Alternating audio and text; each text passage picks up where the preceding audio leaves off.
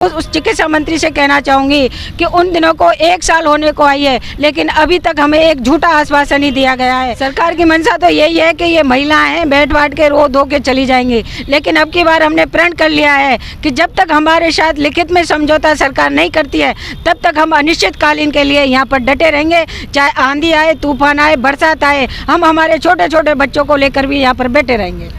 कोई आपस में ही लड़ाई लड़ रहे हैं। इनके 2 गुट बने हुए हैं, सचिन पायलट का गुट है, गहलोत गुट है।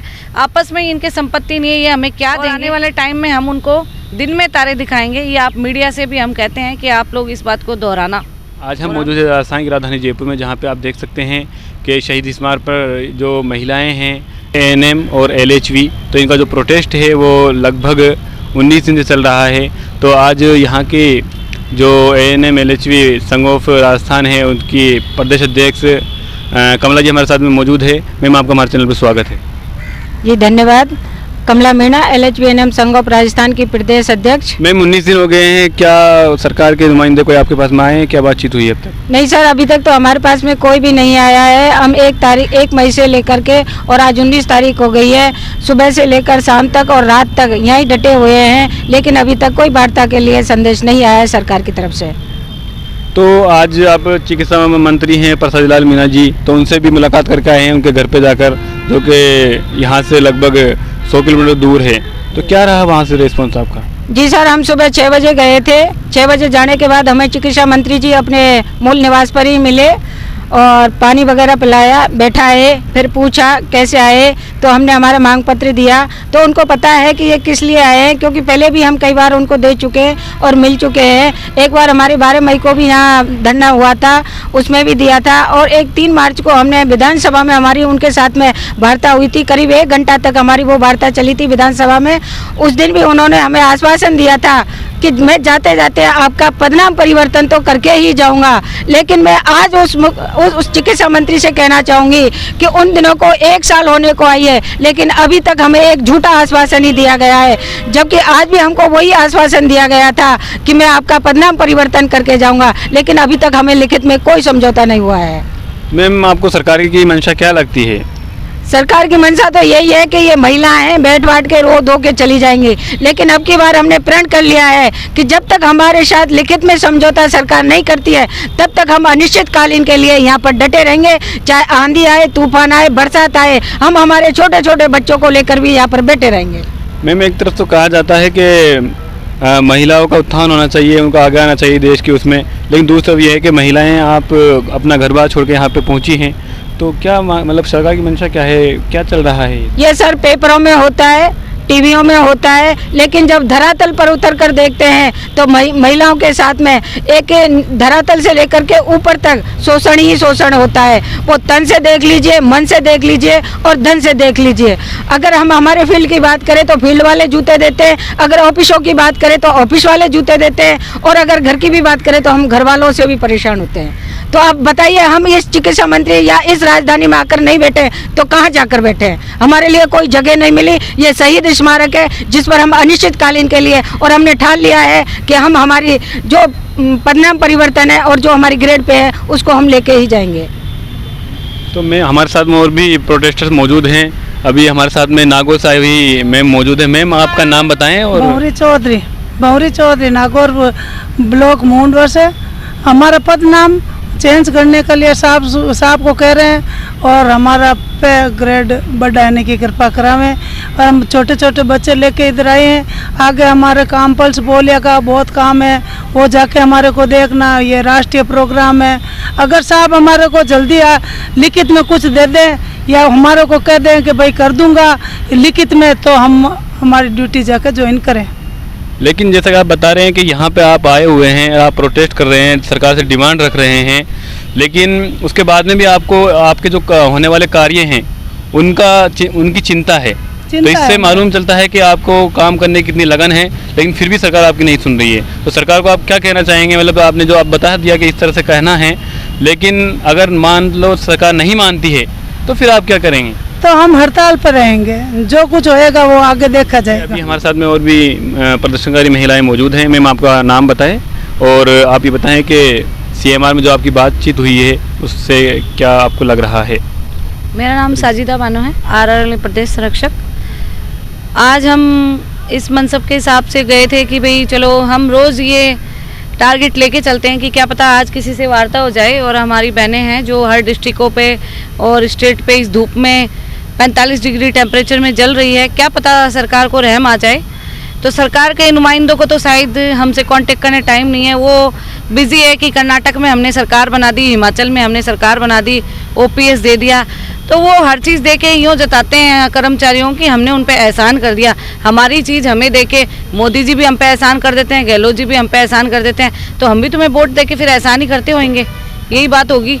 आज उन्होंने ओपीएस का एक बहुत बड़ा सम्मान समारोह रखा था कर्मचारियों ने, जिसपे उन्होंने फिर से अपनी यही बात दोहराई है, कर्मचारी आप मांगते मांगते नहीं थकोगे, आप तो थक जाओगे, मैं देते देते नहीं थकूंगा। तो उनसे हम कहना चाहेंगे भाई आप कहाँ किसको क्या दे रहे हो, जबकि आज हम खुद 10 से 15 हमारे जो कैंडिडेट है वो वहाँ गए हुए थे, वो उनसे पर्सनली मिले हैं। उनके जो शिक्षा मंत्री है बीडी कल्ला जी, उनसे भी हम 3 बार मिल चुके हैं। इसके अलावा मंगलाराम गोदारा बीकानेर से कॉमरेड के विधायक हैं, उनसे मैया जी से, उनसे मतलब लगातार हमारी टीम है, वो प्रशासन के नुमाइंदे हैं, गवर्नमेंट के हैं, सीएमएचओ हैं, जिला कलेक्टर है। मतलब इन लोगों को बिल्कुल शर्म नहीं आ रही कि ये महिलाएं हमारे पास आ रही है और हमारे ये प्रदर्शन के बावजूद उन्होंने काम तक छोड़ दिया है, वो अपना काम छोड़ के इस तपती धूप में बैठी है और उनको टारगेट्स है वो पूरे करवाने हैं। हमारे स्टेट लेवल के या जो डिस्ट्रिक्ट लेवल के सीएमएचओज हैं, हमारे जो गवर्नमेंट डायरेक्टर वगैरह हैं, उनको भी चिंता नहीं है। मतलब उन्होंने नेगलेक्ट कर रखा है कि भाई ये क्या कर लेगी, महिलाएं हैं, उनको इतनी भी नहीं है कि हम इन महिलाओं को बुला के इनसे वार्ता करें, इनको आश्वासन ही दे दें तो क्या पता ये अपने काम पे लौट जाए। आने वाला पल्स पोलियो 28 तारीख को है, उनका ख़राब होने जा रहा है, हमें चिंता है क्योंकि हमारे खुद के बच्चे, हम नहीं चाहते कि पोलियो से ग्रस्त हो। मैम जैसा कि आपने बताया कि बड़ी कल्ला वगैरह बड़े बड़े नेताओं से आपकी बात हुई है, सरकार के नुमाइंदों से बात हुई है, हाँ। लेकिन क्या लगता है आपको उनका जो रिएक्शन है वो क्या है?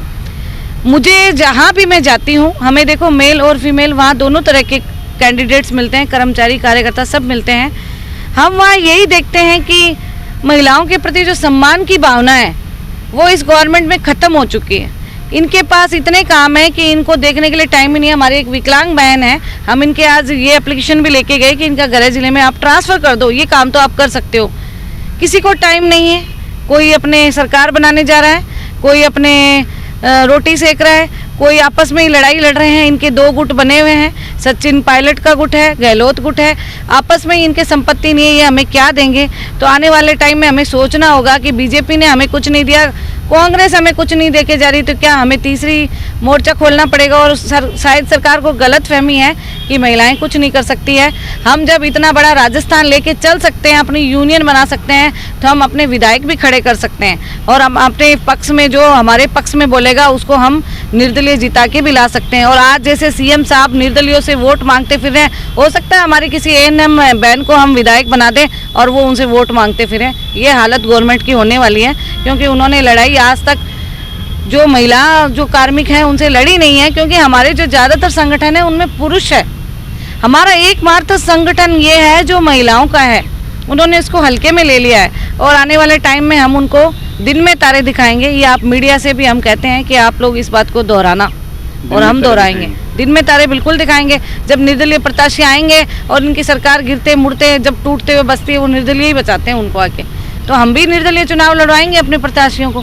आप बैठी है, पार्टियां बहुत बैठी है, बहुजन बैठी है, बहुत सारी हैं, हम अपनी पार्टी बना लेंगे। मैम जैसा कि आप शुरुआत में जो तो आपका धरना प्रदर्शन करने का तरीका था वो गांधीवादी था, लेकिन अब थोड़ा सा सरकार के प्रति उग्र होता जा रहा है, तो क्या कहेंगे?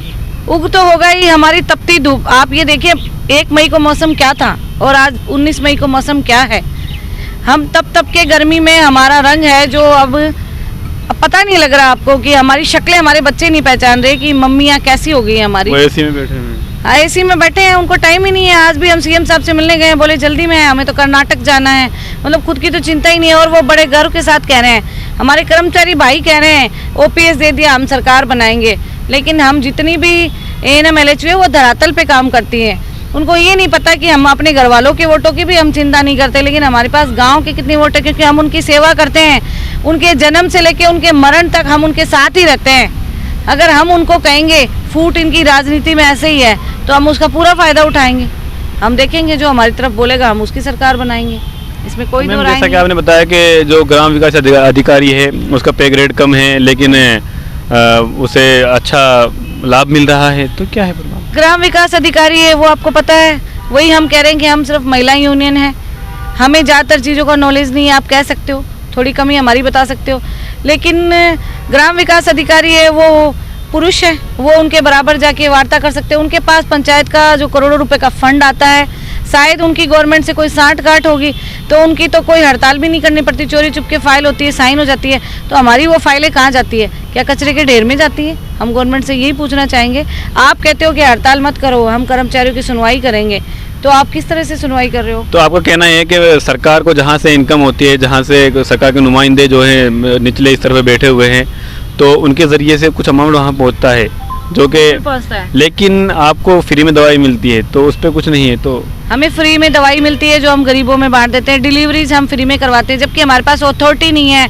तो भी हमारी एक एक बहन यहाँ भी बैठी है, आप बीकानेर से आई हुई है सोनिका, वो महीने की 50 डिलीवरी करवाती है।